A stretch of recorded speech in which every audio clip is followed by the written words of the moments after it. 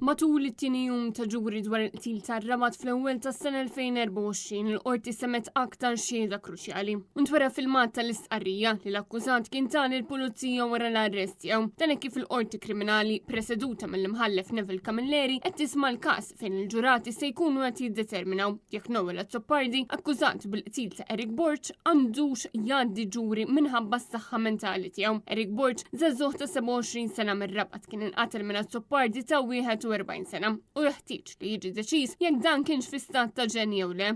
Il-filmat tal-istqarrija kien suġġett tal-mistoqsijiet li xut is-Supretendent Gordon Sherry mill-avukat Kevin Valletta mill-Uffiċċju tal-Avukat Ġenerali. Sherry ġie mistoqsi għalfejn l-interrogazzjoni damet kważi satejn u spjega li dan kien minħabba s-serjetà estrema tal-każ u żied jgħid li qabel beda l-filmat l-akkużat kien indika b'mod ċar li ma kellu l-ebda intenzjoni li jagħti informazzjoni lill-pulizija.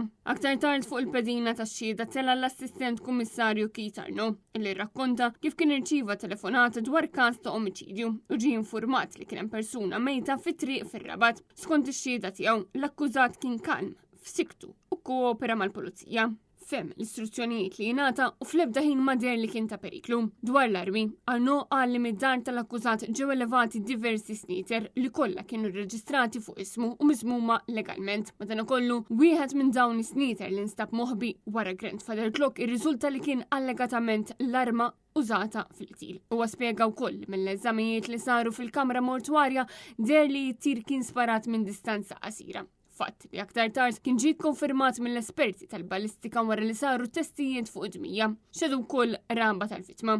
Oħtu Elaine qalet li madwar ġimagħtejn qabel id-delitt huwa kien qalilha reġa' milili, preferenza l-akkużat li kien reġa' waqfu bil-karozza u fastidjah diversi drabi. Din ix-xhieda kienet ġiet konfermata minn missier il-vittma, Nicholas, li wkoll irrakkonta dan l-episodju.